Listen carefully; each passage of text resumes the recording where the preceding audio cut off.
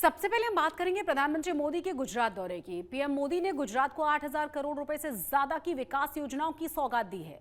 इन योजनाओं में देश की पहली नमो भारत रैपिड रेल सर्विस और अहमदाबाद मेट्रो रेल एक्सटेंशन के दूसरे चरण का उद्घाटन शामिल है। नमो भारत रैपिड रेल के दरवाजे मंगलवार से आम यात्रियों के लिए खुल जाएंगे, जिसके बाद यात्री अहमदाबाद से भुज की 360 किलोमीटर की दूरी को 5 घंटे 45 मिनट में तय कर पाएंगे।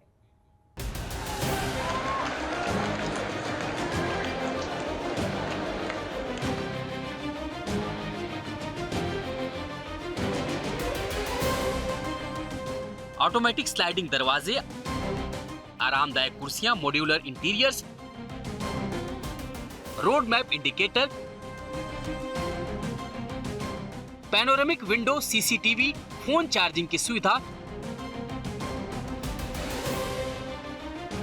और तो और टॉप स्पीड 110 किलोमीटर प्रति घंटा।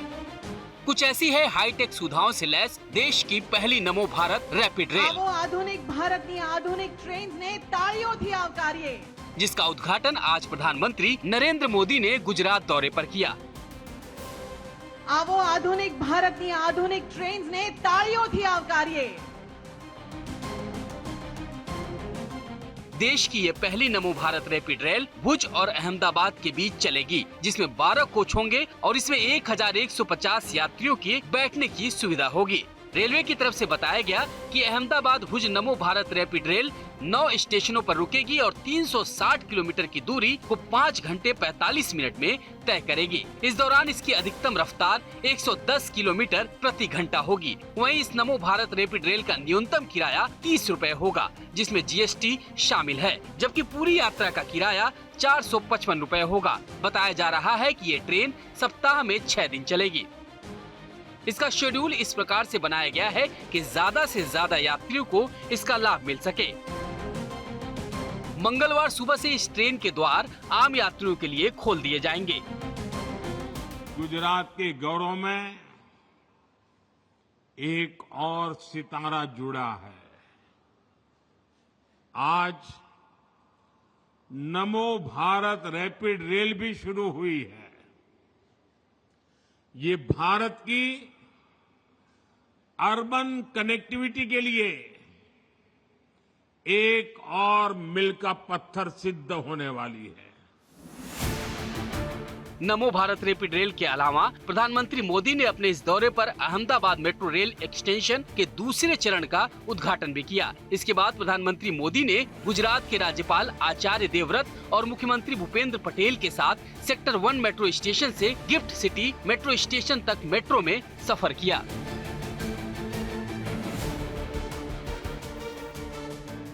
इस सफर के दौरान पीएम मोदी यात्रियों के साथ बातचीत करते नजर आए।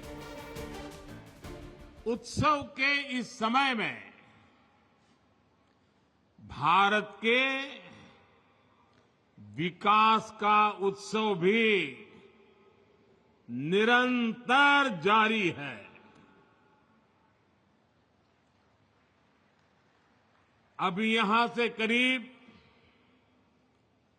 8,500 करोड़ रुपए के प्रोजेक्ट का शिलान्यास और लोकार्पण हुआ है। इनमें रेल, रोड, मेट्रो ऐसे अनेक प्रोजेक्ट शामिल हैं। गुजरात मेट्रो रेल कॉरपोरेशन के मुताबिक लोगों को 17 सितंबर की सुबह से अहमदाबाद के मोटेरा स्टेशन से गांधीनगर के सेक्टर 1 स्टेशन तक मेट्रो सेवा मिलनी शुरू हो जाएगी और जरूरत के हिसाब से मेट्रो ट्रेनों की फ्रीक्वेंसी में बदलाव भी किया जाएगा। किस प्रकार की फैसिलिटी रहेगी, कितने स्टेशंस को फेज 2 में अभी कवर किया जा रहा है, आने वाले दिनों में किस प्रकार से मेट्रो की सेवाएं जो हैं वो अहमदाबाद और गांधीनगर में आगे बढ़ेंगी। जो हमारा फेज 2 चालू हो रहा है, ये अहमदाबाद का कनेक्शन मोटेरा के थ्रू गांधीनगर से होगा। इसमें टोटल 20.8 किलोमीटर की लाइन है, जिसमें 8 स्टेशन, जिसमें मैक्सिमम पॉपुलेशन डेंसिटी है जैसे कि आपका सेक्टर 1 इन्फो सिटी, जो कि इन्फो सिटी हब है, धौला कुआं, दैन रांडेसन एंड रायसन, जैसा कि मालूम है कि आसपास काफ़ी डेवलपमेंट हो चुकी है। JNLU एंड PDU, जो कि JNLU और PDU के स्टूडेंट्स के लिए है। गिफ्ट सिटी तो आपको मालूम है कि इंटरनेशनल स्टैंडर्ड का सिटी है, तो इसको इंटरनेशनल स्टैंडर्ड की ट्रांसपोर्ट सर्विस मिलेगी। JNLU हो, चाहे रायसन हो, रांदेसन हो, धौला कुआं हो, इन्फो सिटी और सेक्टर 1, इसके अलावा PDPU और गिफ्ट सिटी, ये दूसरे जो 8 जो मेट्रो स्टेशंस होंगे उसे ऐड किया जा रहा है। 21 किलोमीटर का जो पूरा रूट है उसे ऐड करते हुए जो फेज़ 2 है उसकी शुरुआत प्रधानमंत्री के द्वारा कराई जाएगी। और ख़ास करके बात करें तो बताया जा रहा है कि 35 रुपए के अंदर वस्त्राल से लेकर सेक्टर 1 गांधीनगर तक कोई भी अगर मेट्रो में सफ़र करेगा तो वो आसानी से पहुंच सकता है। 65 मिनट के अंदर ये सफ़र पूरा होगा, जो कि मात्र 35 रुपए में लोग इस सफ़र का आनंद ले पाएंगे। जो कि अभी अगर आप 4 व्हीलर से इसी मेट्रो रूट के दौरान, ये जो पूरा रूट है वस्त्राल से लेकर सेक्टर 1 का, अगर किसी 4 व्हीलर से, टैक्सी से आप अगर यही सफ़र तय करते हैं तो 400 रुपये का खर्च है, जो कि घट के मात्र 65 रुपये में लोगों के लिए उपलब्ध करवाया जाएगा। कैमरा पर्सन प्रीतेश रावल के साथ अतुल तिवारी, आज तक।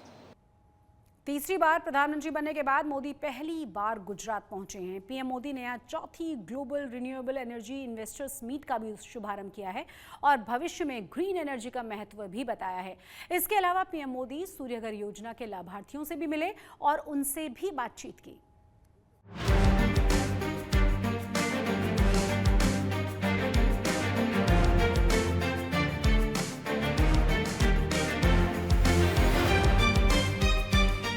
गुजरात में पीएम मोदी ने चौथी global renewable energy investors meet का भी शुभारंभ किया।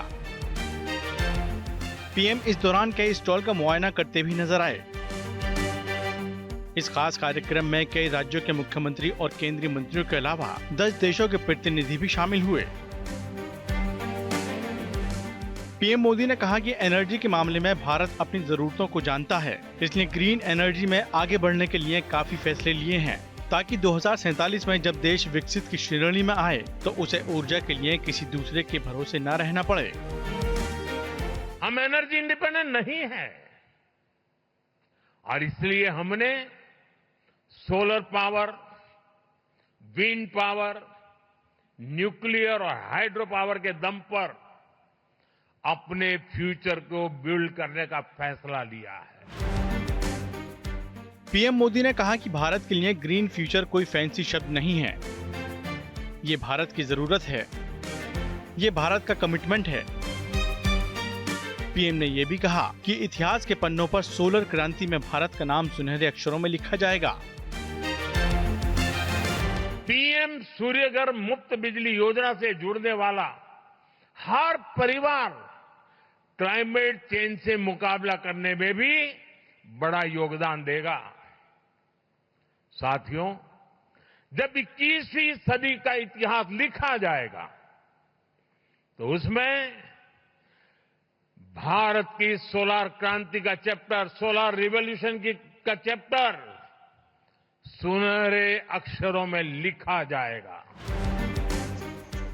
इससे पहले पीएम मोदी पीएम सूर्य घर योजना के लाभार्थियों से भी मिलने पहुंचे। पीएम ने लाभार्थियों से मुलाकात के दौरान क्या बातचीत की, ये आज तक से बातचीत करते हुए खुद लाभार्थियों ने ही बताया। पीएम मोदी ने आज गांधीनगर में जो है पीएम सूर्यघर योजना के लाभार्थियों से बात की, वो हमारे साथ हैं, उनसे बात करते हैं कि क्या बातचीत हुई। तो बेनिफिट्स क्या क्या है because of that solar panel करके, बिकॉज हम सबको बेनिफिट मिला। We invested around total 92,000 and we are getting the electricity bill में बेनिफिट होता ही है।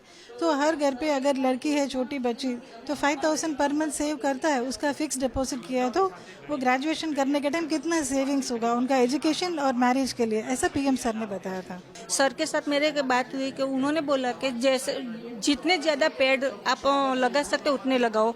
माँ के नाम वृक्ष ऐसा है, अपने घर में 5 लोग हैं, सबके लिए सबके एक एक वृक्ष लगाओ। जितने ज़्यादा वृक्ष लगाओगे उतने ज़्यादा अच्छा है।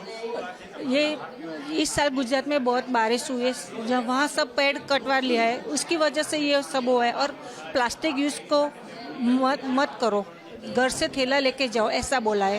ये थे स्थानीय लोग जिन्होंने साफ तौर पे कहा कि जो योजना है उनका उनको लाभ मिला और पीएम से मिलना एक सपने से कम नहीं था, और इस योजना से कैसे उनके बीज बिल में राहत हुई है उसके बारे में उन्होंने पीएम के साथ संवाद किया। गांधीनगर से कैमरामैन साजिद आलम के साथ विजय तोशी, आज तक। मंगलवार यानी कि 17 सितंबर को प्रधानमंत्री नरेंद्र मोदी का बर्थडे है और पीएम 74 साल के होने जा रहे हैं। उनके बर्थडे के मौके पर गुजरात में जश्न का माहौल है और खास तौर से सूरत में पीएम के बर्थडे की रौनक साफ देखने को मिल रही है।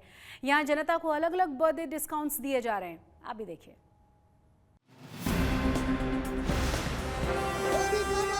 प्रधानमंत्री मोदी के पोस्टर्स से लैस ये ऑटो रिक्शा हो या बड़ी बड़ी दुकानों में पीएम के बैनर्स, इन दोनों सूरत शहर की फिजा में पीएम मोदी का ही नाम घुला है।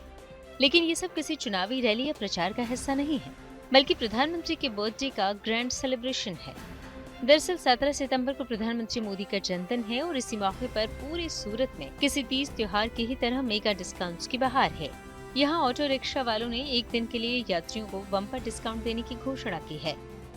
हर साल हम मोदी साहब के जो जन्मदिन के अवसर पर हमारा ऑटो वाला तरफ से फाइनली नक्की किया है कि अपन एक सेवा दिन के तरह जो मना रहे हैं, तो अपन क्यों इसके अंदर नहीं सब अलग अलग धंधे वाला अलग अलग रिक्शे जो लोग डिस्काउंट दे रहे हैं, तो हमारे तरफ से भी कुछ ना कुछ होना चाहिए।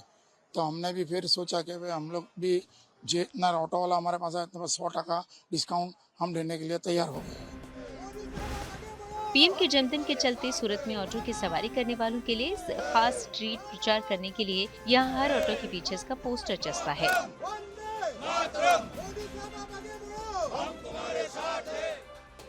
पीएम का ये बर्थडे बैश सड़कों से लेकर बड़े बड़े मॉल्स तक में देखा जा सकता है। अब कपड़ों के शोरूम पर ही नजर डालिए तो डिस्काउंट का एक पोस्टर आपको यहाँ भी देखने को मिल जाएगा। यहाँ आके मुझे बहुत वाइड वैरायटी मिली और ये भी पता चला कि सिंस 17th को नरेंद्र मोदी जी का बर्थडे है, तो उस ओकेजन पे यहाँ पे डिस्काउंट्स है और वैरायटी बहुत अच्छी है। तो फाइनली हमने यहाँ पे आके कुछ पीसेस चूज किए और पसंद किया, खरीदे। दरअसल हर साल की तरह बीजेपी पीएम के जन्मदिन पर सेवा पखवाड़ा मना रही है और पार्टी कार्यकर्ताओं का कहना है कि देश के पीएम के प्रति लोगों का स्नेह भाव ही है कि इस तरह के डिस्काउंट लोकप्रिय हो रहे हैं। जिसपे हमारी कोई जोर जबरदस्ती रहती ही नहीं है। एक स्वेच्छा से व्यापारी हमारे साथ जुड़े हैं, मोदी साहब के साथ उनकी संवेदना जुड़ी हुई है, उसीलिए उस दिन वो लोग कुछ न कुछ अपने डिस्काउंट की ऑफर करते हैं। काफी लोगों ने 20, 30, 40, 50% भी डिस्काउंट जाहिर किया हुआ है। भारत को विकासशील देशों से निकालकर विकसित देशों की पंक्ति में खड़ा करने के लिए प्रधानमंत्री नरेंद्र मोदी आए दिन नई नई परियोजनाओं का शिलान्यास और उद्घाटन करते रहते हैं। ऐसे में पीएम के जन्मदिन पर इस तरह के डिस्काउंट जनता का प्रधानमंत्री के प्रति स्नेह ही दर्शाता है। सूरत पुलिस हाई अलर्ट पर है क्योंकि गणेश पंडाल पर पथराव के बाद पैदा हुए तनाव के बाद ईद ए मिलाद और गणेश विसर्जन एक साथ है। ऐसे में सूरत में भारी फोर्स को तैनात कर दिया गया है।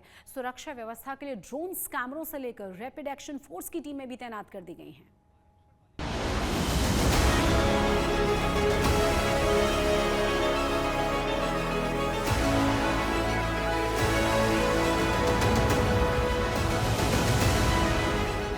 ये तस्वीरें सूरत शहर की हैं। पुलिस हाई अलर्ट पर है। रैपिड एक्शन फोर्स की टीम सुरक्षा व्यवस्था में लगाई गई है। रिजर्व पुलिस फोर्स भी बुलाई गई है। सड़कों पर पुलिस के जवान फ्लैग मार्च कर रहे हैं। ड्रोन कैमरों से निगरानी की जा रही है। सूरत में गणपति विसर्जन और ईद उल मिलाद को देखते हुए सुरक्षा व्यवस्था बेहद सख्त है। पूरा शहर छावनी में तब्दील कर दिया गया है। गुजरात के सूरत में पिछले दिनों गणेश पंडाल में पत्थरबाजी की घटना के बाद उस इलाके में हिंसा फैली थी और हिंसा के बाद माहौल को कंट्रोल तो पुलिस ने कर लिया था, लेकिन पुलिस के सामने चुनौती है, गणेश विसर्जन की भी है, ईद ए मिलाद भी है आज। तो इसलिए सूरत शहर के अलग अलग इलाके में जहां भी दोनों कम्युनिटी के लोग रहते हैं वहां पर सुरक्षा व्यवस्था किस तरह से मजबूत की गई है हम आपको तस्वीरों के जरिए दिखाने की कोशिश करेंगे। यहाँ पर आप देखेंगे तो सूरत पुलिस के जो जवान है वो यहाँ पर तैनात किए गए। ये भागल चौराहा है और भागल चौराहे पर देखेंगे आप पूरी तरह से जो सूरत पुलिस की टीम है यहाँ पर तैनात की गई है। ये भागल चौराहे के पास आप देखेंगे, दूसरी तरफ आप देखेंगे तो यहाँ पर लगातार पुलिस अधिकारी इस मामले पर नजर बनाए हुए हैं कि किसी तरह की कोई घटना ना हो जाए। सामने की चौराहा होने के चलते ट्रैफिक की आवाजाही भी लगातार यहाँ पर चल रही है। सूरत में पिछले हफ्ते गणपति पंडाल पर पथराव के बाद हुई हिंसा को देखते हुए पुलिस सतर्क है। संवेदनशील इलाकों में पुलिस फ्लैग मार्च कर रही है। जिस इलाके में पथराव और आगजनी हुई थी वहां भी पुलिस का सख्त पहरा है। सूरत शहर के लालगेट पुलिस थाना क्षेत्र अंतर्गत पिछले रविवार को एक गणेश पंडाल में पत्थरबाजी की घटना हुई थी और उसके बाद उस इलाके में हिंसा फैल गई थी। हम इस वक्त जहां मौजूद हैं ये वही इलाका है जहां पर दोनों समुदाय के लोग आमने सामने आ गए थे। पुलिस चौकी का घेराव हुआ था। तस्वीरों के जरिए हम आपको दिखाने की कोशिश कर रहे हैं कि गणेश विसर्जन से पहले किस तरह से यहाँ पर सुरक्षा के इंतजाम किए गए हैं। ये सैयदपुरा जो पुलिस चौकी है, इसी पुलिस चौकी का घेराव हज़ारों की तादाद लोगों ने किया था और उसके बाद यहाँ पर लाठीचार्ज हुआ था, टीयर गैस छोड़े गए थे, तो पूरा शांति का वातावरण बना था। अब आज जो है ईद मिलाद का जुलूस भी निकलना है। यहाँ पर दोनों समुदाय के लोग रहते हैं। ऐसे में पुलिस किसी तरह का रिस्क नहीं लेना चाहती। आप देख सकते हैं कि यहाँ पर ड्रोन भी उड़ाया जा रहा है। देखिए, ड्रोन की भी मदद पुलिस लगातार ले रही है। पुलिस के मुताबिक सूरत में गणपति विसर्जन और ईद उल मिलाद जैसे दो बड़े उत्सवों पर करीब 144 जुलूस निकाले जा रहे हैं। वहीं मंगलवार को पूरे शहर में करीब 80,000 गणेश प्रतिमाओं का विसर्जन किया जाना है। इसलिए सुरक्षा व्यवस्था में करीब 15,000 पुलिस कर्मियों की तैनाती की गई है। इसके अलावा स्टेट रिजर्व पुलिस की 11 कंपनियां और रैपिड एक्शन फोर्स की एक यूनिट भी अलग अलग जगहों पर मुस्तैद है। कल 16 तारीख को ईद का बंदोबस्त है, जिसमें अलग अलग विस्तारों में करीब 144 जितने प्रोसेसर निकलने वाले हैं और 17 तारीख को भगवान श्री गणेश के विसर्जन की यात्रा है। और इसी को ध्यान में रख के पूरी समग्र जो बंदोबस्त पिछले कई दिनों से मेहनत सूरत पुलिस कर रही थी, तो आज हमारा जो रिहर्सल चल रहा है तो कुल 15,000 जितने पुलिस के जवान, होमगार्ड्स वगैरह डिप्लॉय किए गए हैं अलग अलग जगहों पे। और उसके अलावा इनको मदद करने के लिए 11 कंपनी स्टेट रिजर्व पुलिस के जो हमारी आर्म्ड बटालियंस होती हैं 11 कंपनी उनकी हैं और एक कंपनी जो रैपिड एक्शन फोर्स की है।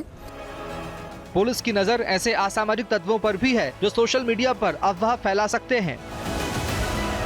सूरत से संजय सिंह राठौड़ के साथ आज तक ब्यूरो।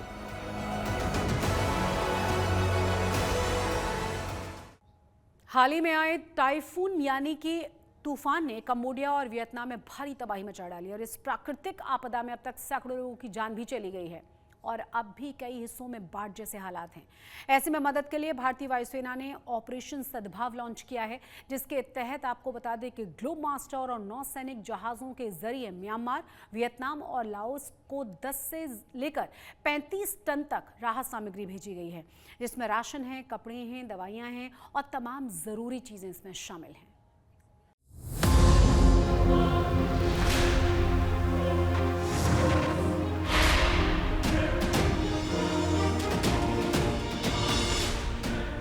भारत ने फिर दिखाया अपना बड़ा दिल। भारतीय वायुसेना का मानवतावादी मिशन।